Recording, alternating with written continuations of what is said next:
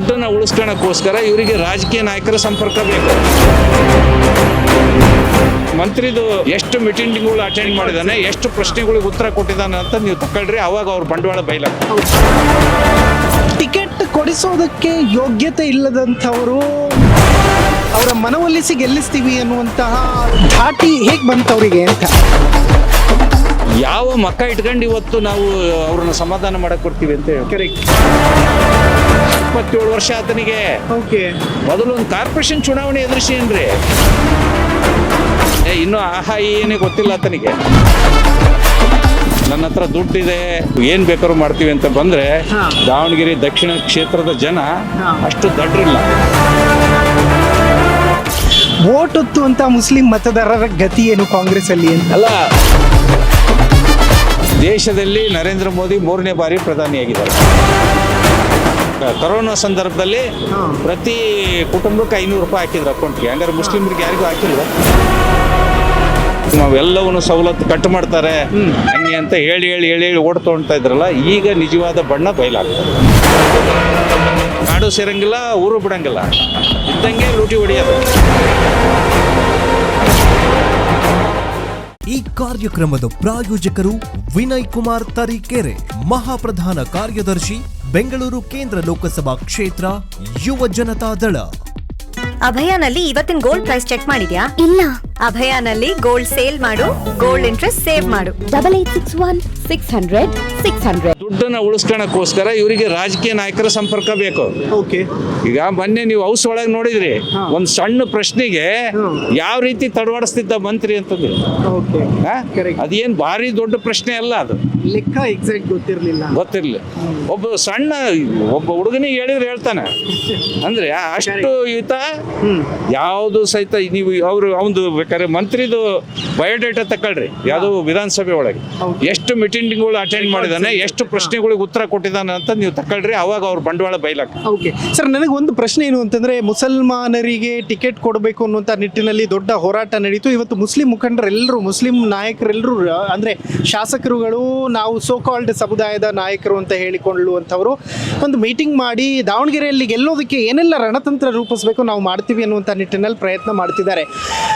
Ticket ಕೊಡಿಸೋದಕ್ಕೆ ಯೋಗ್ಯತೆ ಇಲ್ಲದಂಥವರು ಈಗ ಅವರ ಮನವೊಲಿಸಿ ಗೆಲ್ಲಿಸ್ತೀವಿ ಅನ್ನುವಂತಹ ಧಾಟಿ ಹೇಗೆ ಬಂತವರಿಗೆ ಅಂತ. ಸರ್, ಈಗಾಗಲೇ ನಿಮಗೆ ಗೊತ್ತಿದೆ, ಈಗ ಜಮೀರ್ ಅಹಮದ್ ಖಾನ್ ಅವರು ಎಷ್ಟು ಪ್ರಯತ್ನ ಮಾಡಿದ್ರು, ರಾಜೀನಾಮೆ ಕೊಡ್ತೀನಿ ಏನ್ ಬಿಟ್ರಂತವ್ರು ತನಕನೂ ಹೋದ್ರು. ಹಾಗಾಗಿ ಇವತ್ತು ಯಾವ ಮಕ್ಕ ಇಟ್ಕೊಂಡು ಇವತ್ತು ನಾವು ಅವ್ರನ್ನ ಸಮಾಧಾನ ಮಾಡಕ್ ಕೊಡ್ತೀವಿ ಅಂತ ಹೇಳಿ. ಕರೆಕ್ಟ್. ಹೌದು. ಯಾವ ಮಕ್ಕ ಇಟ್ಕೊಂಡು ಸಮಾಧಾನ ಮಾಡಕ್ ಕೊಡ್ತೀವಿ ಅಂತ ಹೇಳ್ತಾರೆ. ಬಿಡಪ್ಪ, ಅವ್ರೇನು ಆಗಲೇ ನಮಗೆ ಕೊಟ್ಟೇ ಬಿಡ್ರಿ, ನಾವು ಕೊಡ್ಲಿದ್ರೆ ಬೇರೆ ರೀತಿ ತೀರ್ಮಾನ ತಗೊಳ್ತೀವಿ ಅಂತಂದೇಳಿ ಯಾರು ಹೇಳಿದ್ದಿಲ್ಲ ಲೀಡರ್. ಜಮೀರ್ ಅಹಮದ್ ಖಾನ್ ಅವರೇ ನಮ್ಮ ಅಲ್ಪಸಂಖ್ಯಾತ ಬಂಧುಗಳು ಸುಮಾರು 70,000 ರಿಂದ 80,000 ಓಟ್ ಇದ್ದಾರೆ. ಬೈ ಎಲೆಕ್ಷನ್ ಇದು. ನಿಮ್ಮ ಮನೆಯಲ್ಲಿ ಆಲ್ರೆಡಿ MP ಇದ್ದೀರಿ, ಮಂತ್ರಿ ಇದ್ದೀರಿ. ನಿಮ್ಮ ಹುಡುಗ ಇನ್ನೂ 27 ವರ್ಷ ಆತನಿಗೆ. ಮೊದಲು ಒಂದು ಕಾರ್ಪೊರೇಷನ್ ಚುನಾವಣೆ ಎದುರಿಸೇನ್ರಿ, ಮೇಯರ್ ಆಗೋನ್ರಿ, ಆಮೇಲೆ ಎಲ್ಲವನ್ನೂ ಸಹಿತ ಅದಾದ್ಮೇಲೆ ಬಾನ್ರಿ ರಾಜ್ಯದ ಮುಖ್ಯಮಂತ್ರಿ ಆಗ್ಲಿ, ನಾವು ಬೇಡ ಅನ್ನಲ್ಲ. ಆದ್ರೆ ಇನ್ನೂ ಆಹಾ ಏನೇ ಗೊತ್ತಿಲ್ಲ ಆತನಿಗೆ ಏನು. ಹಾಗಾಗಿ ಅಂತನ್ನ ಕರ್ಕೊಂಬಂದು ಇಲ್ಲಿ ನೀವು ನನ್ನ ಹತ್ರ ದುಡ್ಡಿದೆ, ಅಧಿಕಾರ ಇದೆ, ನಾವು ಜಾತಿ ಇದೆ ಅಂತಂದೇಳಿ ನಾವು ಏನ್ ಬೇಕಾದ್ರೂ ಮಾಡ್ತೀವಿ ಅಂತ ಬಂದ್ರೆ ದಾವಣಗೆರೆ ದಕ್ಷಿಣ ಕ್ಷೇತ್ರದ ಜನ ಅಷ್ಟು ದಡ್ರಿಲ್ಲ. ಬಟ್ ನನಗೆ ಆಶ್ಚರ್ಯ ಆಗೋದು ಸರ್, ಜಮೀರ್ ಅಹಮದ್ ಅಂತಹ ದೊಡ್ಡ ಮಟ್ಟದ ಲೀಡರ್ರೇ ರಾಜೀನಾಮೆ ಬಿಸಾಕ್ತೀನಿ ಅಂದ್ರೆ ಕೊಟ್ಟು ಹೋಗ್ತಾ ಇರು, ನಿನ್ ಮಾತಿಗೆ ಬೆಲೆ ಇಲ್ಲ ಅನ್ನೋ ರೀತಿಯಲ್ಲಿ ಅವ್ರನ್ನ ನಡೆಸ್ಕೊಳ್ತಾರೆ ಅಂತಂದ್ರೆ, ವೋಟ್ ಹೊತ್ತು ಅಂತ ಮುಸ್ಲಿಂ ಮತದಾರರ ಗತಿ ಏನು ಕಾಂಗ್ರೆಸ್ ಅಲ್ಲಿ ಅಂತ? ಅಲ್ಲ, ಈಗ ಅವ್ರು ಏನ್ ಹೇಳ್ತಿದ್ರು, BJP ಅಂದ್ರೆ ಹಿಂದೂ ಮುಸ್ಲಿಂ ವಿರೋಧಿಗಳು. ಈಗ ದೇಶದಲ್ಲಿ 18 ರಾಜ್ಯದಲ್ಲಿ BJP ಆಡಳಿತ ಮಾಡ್ತಾರೆ. ದೇಶದಲ್ಲಿ ನರೇಂದ್ರ ಮೋದಿ 3ನೇ ಬಾರಿ ಪ್ರಧಾನಿಯಾಗಿದ್ದಾರೆ. ಯಾವ ಮುಸ್ಲಿಂ ಪಾಕಿಸ್ತಾನಕ್ಕೆ ಹೋಗಿದ್ದಾರೆ ದೇಶ ಬಿಟ್ಟು? ಯಾವ ಮುಸ್ಲಿಮಿಗೆ ಬಿಟ್ಟು ಈ ದೇಶದೊಳಗೆ ಏನೇನು ಸವಲತ್ತುಗಳನ್ನು ತಂದಿದಾರಲ್ಲ, ಇದು ಬರೀ ಇದು ಹಿಂದೂಗಳಿಗಷ್ಟೇ, ಇದು ಮುಸ್ಲಿಮರಿಗಿಲ್ಲ ಈ ಭಾಗ್ಯ ಅಂತಂದೇಳಿ ಯಾವ ತಂದಾರೆ ತೋರಿಸಿ. ಈಗ ಮುಸ್ಲಿಮರಿಗೆ ಪಡವ ತಂದಾರೆ, ಹಂಗಾರೆ ಮುಸ್ಲಿಂ ಮಕ್ಕಳಿಗಿಲ್ಲ ಅವಕಾಶ. ಈಗ ಕೊರೋನಾ ಸಂದರ್ಭದಲ್ಲಿ ಪ್ರತಿ ಕುಟುಂಬಕ್ಕೆ 500 ರೂಪಾಯಿ ಹಾಕಿದ್ರು ಅಕೌಂಟ್ಗೆ, ಹಂಗಾರೆ ಮುಸ್ಲಿಮರಿಗೆ ಯಾರಿಗೂ ಹಾಕಿಲ್ವಾ? ಸವಲತ್ತುಗಳು ಯಾರೇ ಪ್ರಧಾನಿ ಆಗಲಿ, ಯಾರೇ ಮುಖ್ಯಮಂತ್ರಿ ಆಗಲಿ, ಯಾರೇ ಮಂತ್ರಿ ಆಗಲಿ, ಆ ರೀತಿ ಯಾವುದೇ ರೀತಿಯ ಕಾನೂನು ತರಕ್ಕಾಗಲ್ಲ, ಯಾವುದೇ ರೀತಿಯ ಭಿನ್ನಾಭಿಪ್ರಾಯ ತರಕ್ಕಾಗಲ್ಲ. ಯಾಕೆಂದರೆ ಈ ದೇಶದಲ್ಲಿ ಇರ್ತಕ್ಕಂಥ ಪ್ರತಿಯೊಬ್ಬ ನಾಗರಿಕನ ಹಕ್ಕದು. ಹಾಗಾಗಿ ಅವ್ರು ಓಟ್ ಹಾಕಿಲ್ಲ ಅಂದ ತಕ್ಷಣ ನಾವು ಅವ್ರಿಗೇನು ಕೊಡಲ್ಲ ಅನ್ನೋಕ್ಕಾಗಲ್ಲ. ಇವತ್ತು ಮುಸ್ಲಿಂ ಬಾಂಧವರು ಅವ್ರಿಗೇನು ಒಂದು ಭಯದ ವಾತಾವರಣ ಕ್ರಿಯೇಟ್ ಮಾಡ್ತಿದ್ರು ರಾಜಕಾರಣಿಗಳು, ಕಾಂಗ್ರೆಸ್ಸಿನ ನಾವು ಜಾತ್ಯತೀತವಾದಿಗಳು, BJP ಜಾತೀಯವಾದಿಗಳು, ಹಾಗಾಗಿ ಅವ್ರಿಗೆ ಓಟ್ ಹಾಕ್ಬೇಡ್ರಿ, ಅವ್ರಿಗೆ ಓಟ್ ಹಾಕ್ಬಿಟ್ರೆ ನಿಮ್ಗೆ ಹಂಗಾಗ್ಬಿಡುತ್ತೆ, ಹಿಂಗಾಗ್ಬಿಡುತ್ತೆ, ನಿಮ್ಮ ಎಲ್ಲವನ್ನೂ ಸವಲತ್ತು ಕಟ್ ಮಾಡ್ತಾರೆ ಹಂಗೆ ಅಂತ ಹೇಳಿ ಹೇಳಿ ಹೇಳಿ ಹೇಳಿ ಓಟ್ ತೊಗೊಳ್ತಾ ಇದ್ರಲ್ಲ, ಈಗ ನಿಜವಾದ ಬಣ್ಣ ಬಯಲಾಗ್ತದೆ. ಓಕೆ, ಬಟ್ ಈ ವಿಚಾರಗಳನ್ನ ಮುಸ್ಲಿಂ ವೋಟರ್ಸ್ಗೆ ಹೇಗೆ ಕನ್ವೆ ಮಾಡ್ತೀರಿ ನೀವು? ಯಾಕೆಂತಂದ್ರೆ ಪಾಪ ರಾಜಕೀಯ ಪ್ರಜ್ಞೆ ಬಹಳ ಕಡಿಮೆ, ಆ ಜನರಿಗೆ ಎಜುಕೇಶನ್ ಕೊರತೆ ತುಂಬಾ ದೊಡ್ಡ ಪ್ರಮಾಣದಲ್ಲಿದೆ. ಈಗಾಗಲೇ ಆ ವಿಚಾರವಾಗಿ ಪ್ರತಿಯೊಬ್ಬ ಮುಸ್ಲಿಂ ಬಾಂಧವರಿಗೂ ಸಹಿತ ಇದು ಇವತ್ತು ಏನೇನು ಕರ್ನಾಟಕದ ಮೂಲೆ ಮೂಲೆಗೆ ತಲುಪಿದೆ.